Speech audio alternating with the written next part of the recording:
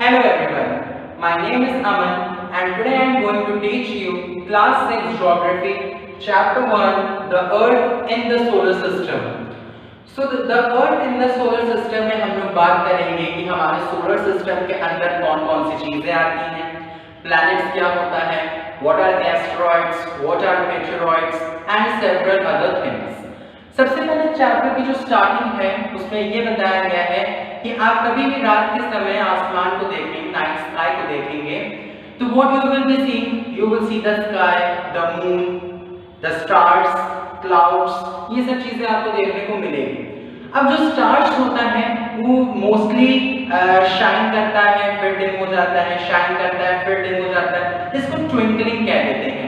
ये हमें दिखाई देता है स्काई में, डेफिनेटली हम लोग को दिखता है शाम के समय, रात के समय मतलब। सो ऐसा क्यों होता है? फिर बाद में आती है कि मून की बात है। मून जो होता है वो क्यों अपना साइज और शेप को चेंज करता रहता है, दैट इज अ मैटर। सो ये सारी चीजें स्टार्टिंग के फर्स्ट पेज में दी गई है एनसीईआरटी के। उसमें बताया गया है कि जो स्टार्स होते हैं वो बहुत डॉट लाइक स्ट्रक्चर्स के होते हैं, होते तो नहीं है डॉट लाइक स्ट्रक्चर्स, लेकिन हम लोगों को दिखाई देते हैं कि as if they are just like a dot like structures. ये क्यों होता है? फर्स्टली हम लोग देखते हैं मून के बारे में। जो मून होता है वो अपने साइज को चेंज करता रहता है, साइज और शेप को चेंज करता रहता है। लाइक एग्जांपल के तौर पे देखते हैं, लाइक दिस इज मून, ये पूरा मून होता है, पूरा मून है ये। फिर बाद में इतना होता है, फिर बाद में इसका हाफ हो जाता है, फिर बाद में एकदम हाफ हो जाता है लाइक दिस। फिर उसके बाद इतना रहता है, चांद निकलता है, फिर लाइक दिस इतना हो जाता है आधा, फिर इस साइज में आ जाता है। सो जो मून रहता है वो अपने साइज को और अपने शेप को चेंज करता रहता है। इसकी वजह से जो हम लोग पूर्णिमा, अमावस्या कहते हैं, तो ये क्या होता है, ये चीज भी एनसीईआरटी में दी गई है। जिस रात को पूरा का पूरा चांद निकल कर आता है उसको हम लोग कहते हैं full moon night. The night in which there is full moon in the night sky is known as full moon night. और उस फुल मून नाइट को हम लोग क्या कह देते हैं, पूर्णिमा। जब ये वाला, ये जो पूरा चांद जो है, जब ये पूरा चांद निकल कर आता है उस रात को हम लोग कह देते हैं पूर्णिमा। नेक्स्ट आता है अमावस्या की रात, इसको कहते हैं जब कोई मून ही नहीं निकलता। When there is no moon in the night sky, that is known as the new moon night, and उसको हम लोग अमावस्या कह देते हैं। That is known as Amavasya, means no moon, जब मून निकलते ही नहीं है, so that is known as अमावस्या। ये कुछ छोटी सी चीज थी जो कि चैप्टर के स्टार्टिंग में दी गई है, so इसको मैंने बता दिया। फिर हमारी जो मेन चीज आती है, दैट आती है सबसे पहले, व्हाट आर सेलेस्टियल बॉडीज।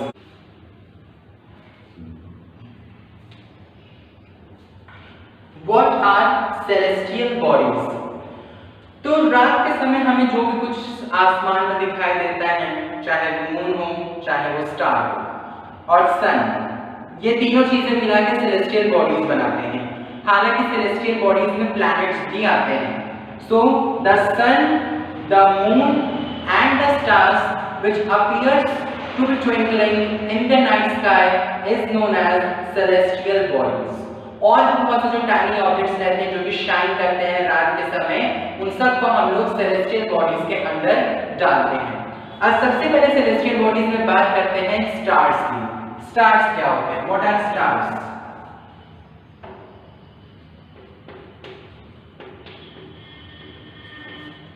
अब बात आती है सेलेस्टियल बॉडीज के ही अंदर आता है स्टार्स। ओके, सो स्टार्स तो सबसे पहले सेलेस्टियल बॉडी होता है, it is a celestial body, पहली बात हो गई। दूसरी बात होती है कि जो स्टार होता है वो बहुत हॉट होता है और बहुत बिग होता है in size. It is hot and big, hot होता है और बिग होता है। अब क्वेश्चन ये अराइज होता है कि स्टार को हमने बताया बिग होता है, लेकिन हमें तो डॉट लाइक स्ट्रक्चर दिखाई देता है शाम के समय इन द नाइट स्काई। ऐसा क्यों होता है?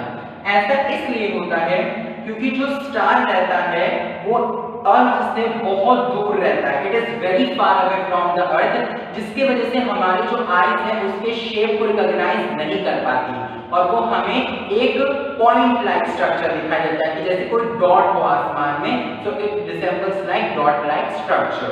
नेक्स्ट थिंग आती है स्टार्स के बारे में कि ये गैसेस से बने हुए रहते हैं, these are made up of gases.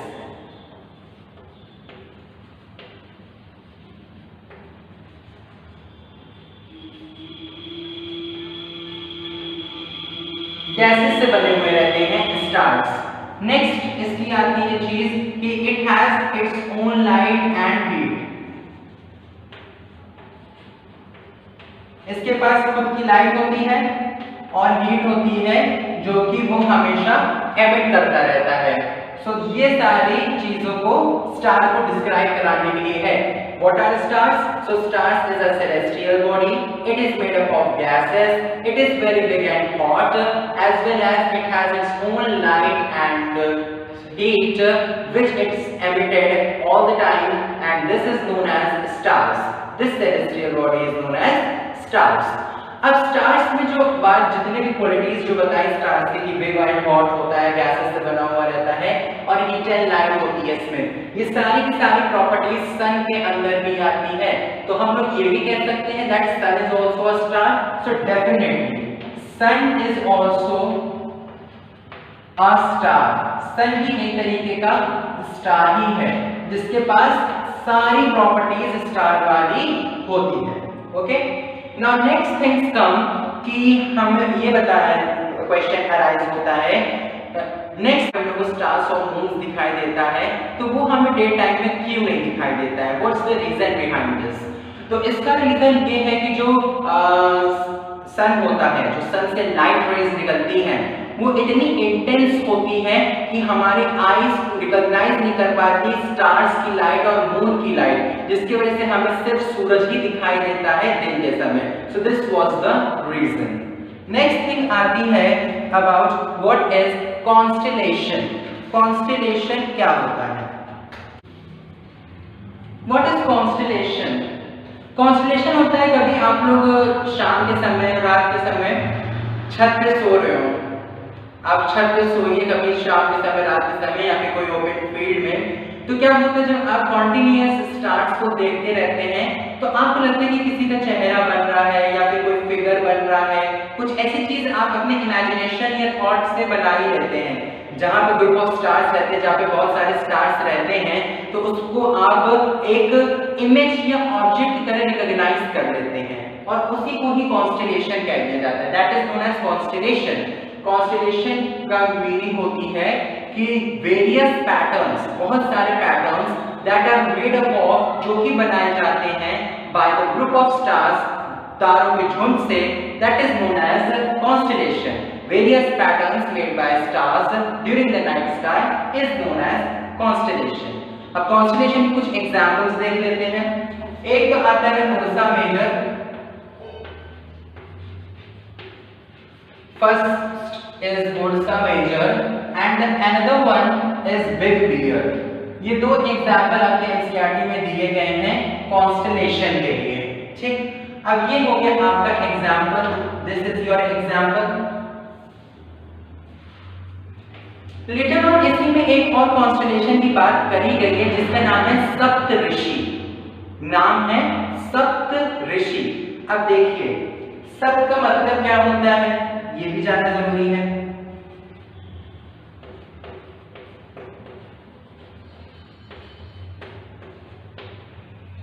जब इसको हिंदी में लिखेंगे सप्त को तो ऐसे आता है सप्त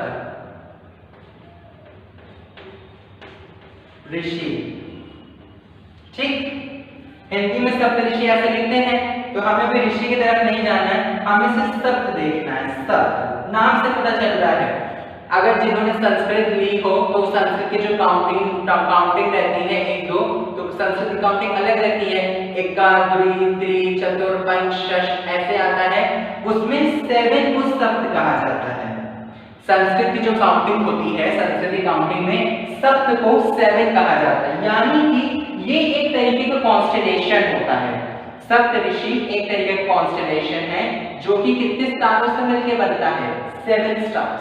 नाम ही से पता चल गया, सप्त का मतलब क्या होता है? 7, यानी कि 7 स्टार्स से मिलकर जो कॉन्स्टेलेशन बनता है, जो कि उर्सा मेजर का एक छोटा सा पार्ट होता है, which is a small part of Ursa Major, उसको हम लोग क्या कह देते हैं? सप्तऋषि कह देते हैं। So what is Saptarishi? It is a constellation which is a part of Ursa Major and is generally made by the collection of 7 stars. उसके बाद एक बहुत इंपॉर्टेंट चीज है जो कि दिया गया है, नॉर्थ स्टार। नॉर्थ स्टार क्या होता है? स्टार।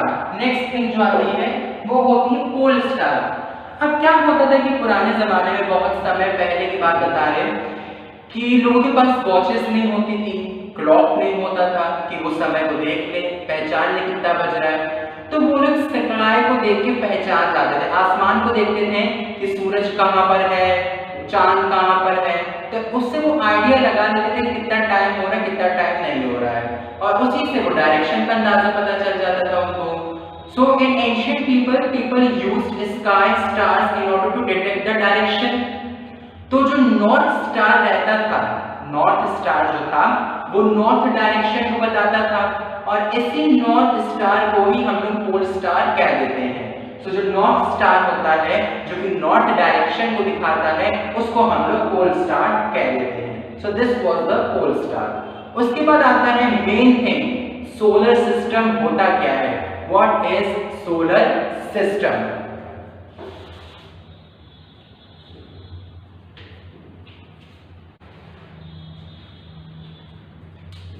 सोलर सिस्टम के अंदर कौन कौन सी चीजें आती हैं पहले ये देख लेंगे, और डेफिनेशन अपने आप बन जाएगी। सबसे पहले तो सन जो होता है वो आता है, सन। दूसरा 8 प्लैनेट्स जो होते हैं वो आते हैं। नेक्स्ट 8 प्लैनेट्स हो गए, उसके बाद प्लैनेट्स के अराउंड सैटेलाइट्स घूमती हैं, वो आ गए।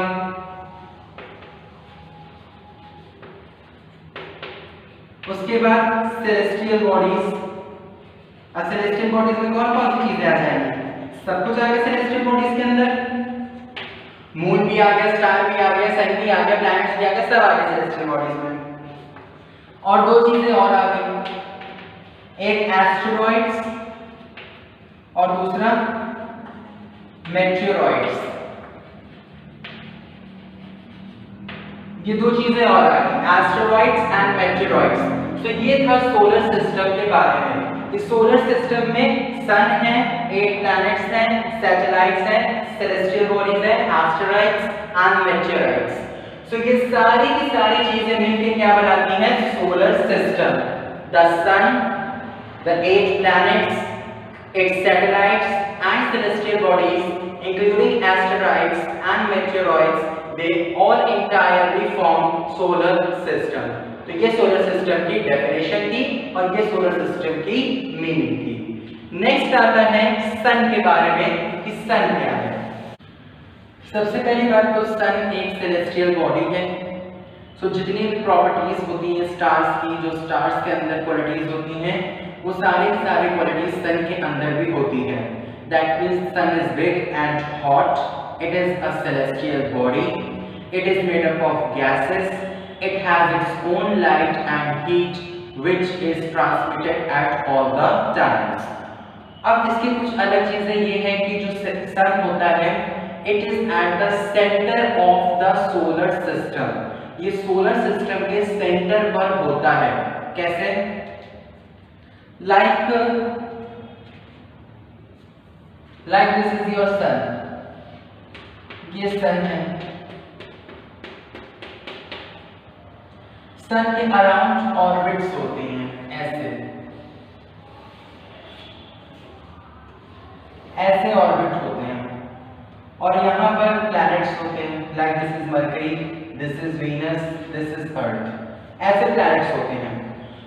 तो जो सन रहता है वो सेंटर पे रहता है और जितने भी प्लैनेट्स होते हैं वो उसके अराउंड रोटेशन करते रहते हैं। सो इसीलिए कहा गया है that sun is the centre at solar system. Next thing आती है कि ये अर्थ से कितनी दूरी पर होता है। So the sun is 150 million kilometres far away from अर्थ।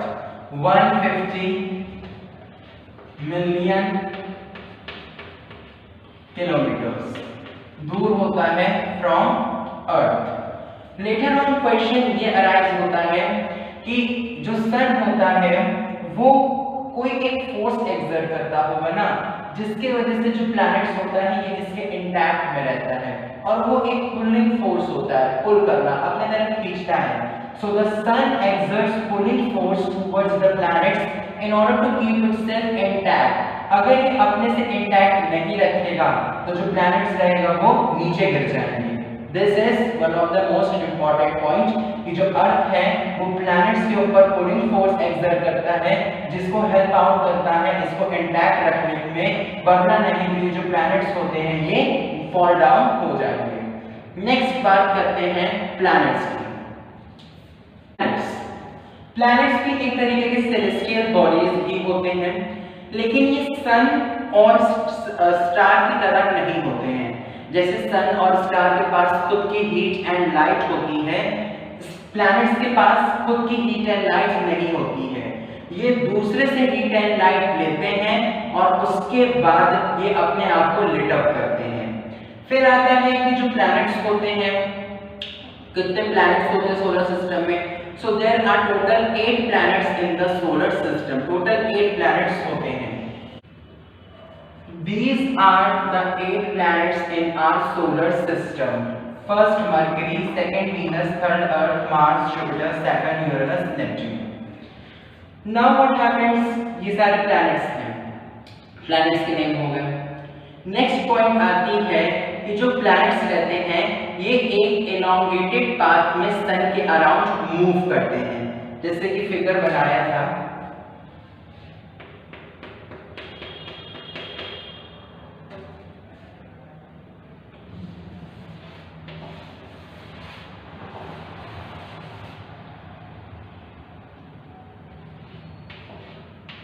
ये फिगर बनाया था कि ये सन था, ये प्लैनेट्स थे, और ये एक पाथ था जहां पर सारे प्लैनेट्स रोटेट करते हैं। तो जिस पार्ट में जो पाथ होता है, जो रास्ता होता है जिसमें सारे प्लैनेट्स सन के पास रोटेशन करते हैं, इसको क्या देते हैं? Orbit. This is known as orbit. इसको ऑर्बिट कह देते हैं, और ये एक elongated path होता है। This is an elongated path. So the path in which the planets revolve around the sun, which is a fixed and elongated path, that is known as orbit. उसको orbit कहते हैं। फिर आता है कि जो मरकरी होता है वो अर्थ से बहुत क्लोज रहता है, इसलिए one of the hottest planet है सोलर सिस्टम का। फिर जो वीनस होता है, Venus is also known as by the name of earth's twin. इसको अर्थ्स ट्विन भी कहते हैं। ट्विन का मतलब होता है जुड़वा, यानी कि ये अर्थ का जुड़वा है। कैसे अर्थ का जुड़वा है? क्योंकि जो मरकरी वीनस का जो साइज होता है और जो शेप होता है वो अर्थ के बराबर होता है, इसलिए उसको अर्थ ट्विन कहते हैं। कुछ समय पहले एक प्लैनेट था जिसका नाम था प्लूटो, वो भी सोलर सिस्टम के अंदर ही है। जो प्लूटो होता है उसको IAU that is International Astronomical Union, astronomical में एस्ट्रोलॉजर शब्द आता है जिसका मतलब होता है कि the people who study about the celestial body and its movement is known as astrologer, उनको एस्ट्रोलॉजर कहा जाता है। उसके बाद बताया गया है कि जो एस्ट्रोलॉजर हैं उन एक साइंटिस्ट हैं आर्यभट्ट, जिन्होंने बताया था कि जो प्लैनेट्स होता है और जो स्टार होता है ये रिफ्लेक्टेड सनलाइट इस्तेमाल करता है अपने आप को लिट अप करने के लिए। ये एक फैक्ट पॉइंट है जो कि एनसीईआरटी में दिया गया है।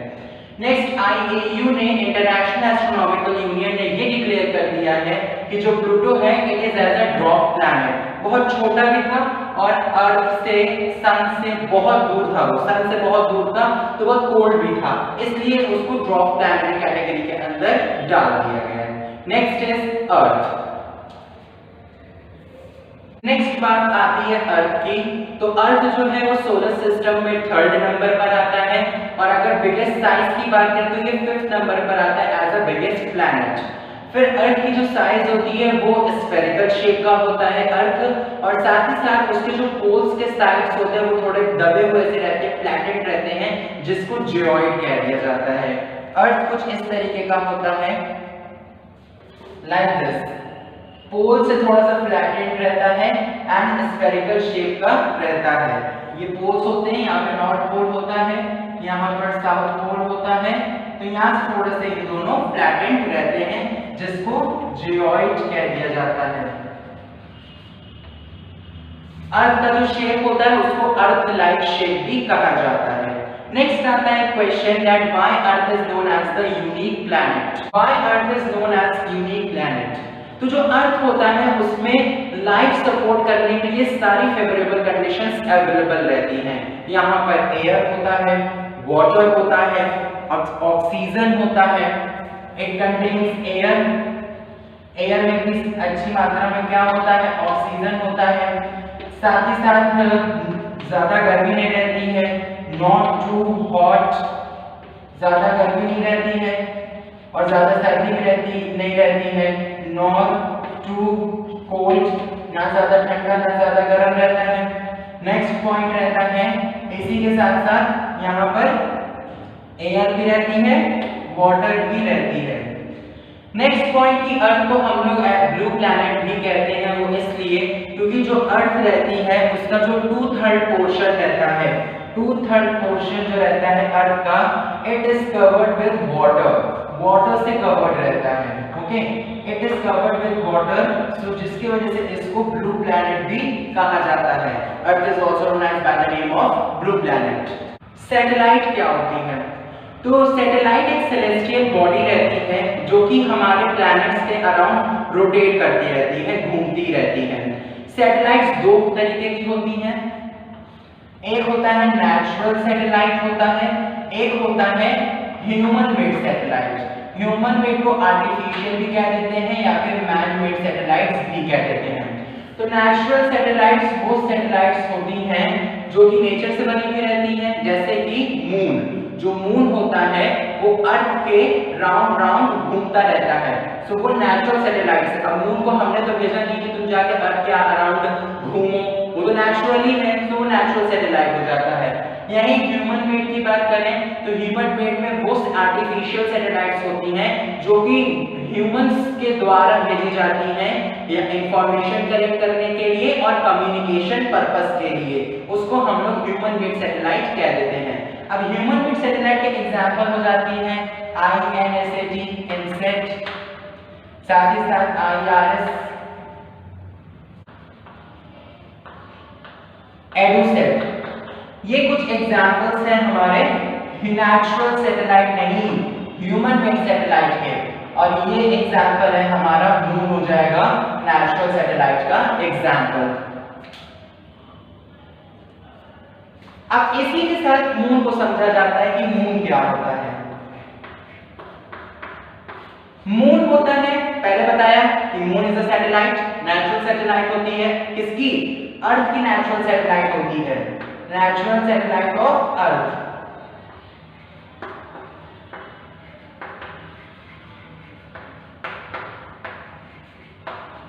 Natural satellite of earth. दूसरी बात, जो मून का डायामीटर होता है वो अर्थ के डायामीटर से 1/4 होता है। डायामीटर क्या होता है? जैसे कि ये सर्कल है, ये सर्कल है, सर्कल का जो सेंटर रहता है उससे जो सर्कल की लाइन रहती है उसको हम लोग क्या कहते हैं? रेडियस।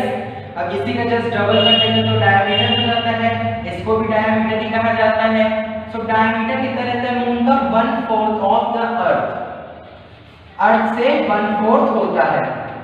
फिर कहते हैं कि जो मून है, मून का जो सरफेस होता है उसमें बहुत सारे माउंटेन्स होते हैं, प्लेन्स होते हैं और डिप्रेशंस होते हैं, मींस बहुत सारे गड्ढे होते हैं। नेक्स्ट बात आती है दैट कि जो मून होता है एज आई टोल्ड कि वो अपने साइज और शेप को बदलता रहता है, कभी पूर्णिमा और अमावस्या, जो कि स्टार्टिंग चैप्टर में देख लिया था। फिर बात आती है कि जो मून होता है वो हमें half portion of the moon ही क्यों अवेलेबल रहता है अर्थ पर, हम लोगों को half portion of the moon ही क्यों दिखता है, वो इसलिए क्योंकि जो मून होता है वो अराउंड 27 डेज लेता है। It takes around 27 days, 27 days लेता है रिवॉल्व करने के लिए अराउंड द अर्थ, और इतना ही टाइम अर्थ भी लेती है, जिसकी वजह से हमें half portion of the moon he visible होता है from the earth. Next thing अब आती है हमारी कुछ सेलेस्टियल बॉडीज के बारे में, जिसको एस्टेरॉइड्स एंड मेटेओरॉइड्स कहते हैं। ये दो चीजें होती हैं, एक एस्टेरॉइड्स होती है, एक मेटेओरॉइड्स होती हैं। एस्टेरॉइड भी सन के अराउंड घूमती है, मेटेओरॉइड्स भी सन के अराउंड घूमती है। एस्टेरॉइड्स जो होते हैं वो टाइनी बॉडीज होती हैं, बहुत छोटी छोटी बॉडीज जो होती हैं उनको एस्टेरॉइड्स कह दिया जाता है। वहीं अगर मेटेओरॉइड्स की बात करें तो मेटेओरॉइड्स टाइनी बॉडीज को नहीं कहते हैं, मेटेओरॉइड्स हम लोग कहते हैं जो रॉक्स होते हैं, pieces of rocks, pieces of rocks जो कि सन के अराउंड घूमते रहते हैं, उनको मेटेओरॉइड्स कह दिया जाता है। So tiny bodies that revolve around the sun is known as asteroids, and the pieces of the rocks which revolve around the sun is known as meteoroids.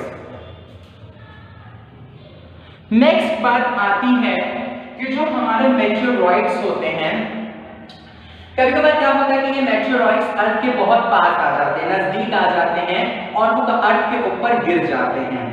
तो क्या होता है, friction of air, friction due to air, friction due to air, यानी कि air के द्वारा जो friction provide करी जाती है उसके चलते जो मेटेओरॉइड्स होते हैं कंप्लीटली बर्न हो जाते हैं, जल जाते हैं पूरी तरीके से, और ये अर्थ पे गिरते हैं और हॉलो होल्स क्रिएट कर देते हैं। तो जब ये जलते हैं तो ये फ्लैश ऑफ लाइट की तरह दिखाई देते हैं, और कभी-कभार ऐसा होता है कि जो मेटेओरॉइड्स रहते हैं वो कंप्लीटली बर्न नहीं हो पाते, और जब वो कंप्लीटली बर्न नहीं हो पाते हैं तो वो हॉलो होल्स क्रिएट कर देते हैं अर्थ सरफेस पर। अब दो छोटी-छोटी चीजें और आती हैं, एक है गैलेक्सी और दूसरा है universe, Galaxy and universe. collection of stars in billions means billions of stars मिलके गैलेक्सी बनाती है। बिलियन ऑफ स्टार्स क्या मिलके बनाती है, Galaxy.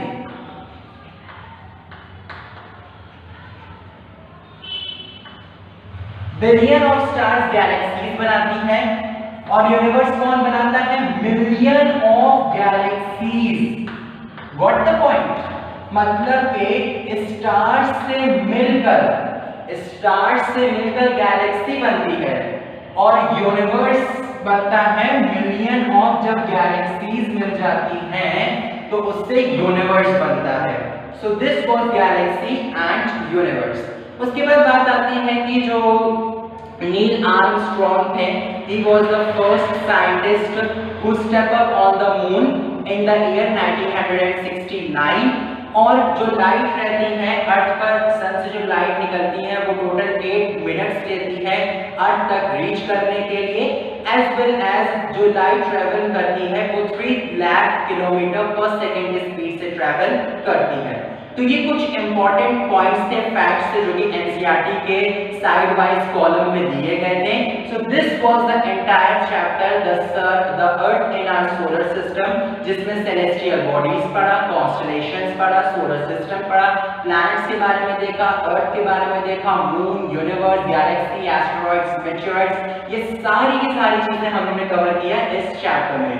I hope that you would have liked this video. Do share and subscribe it. Thank you.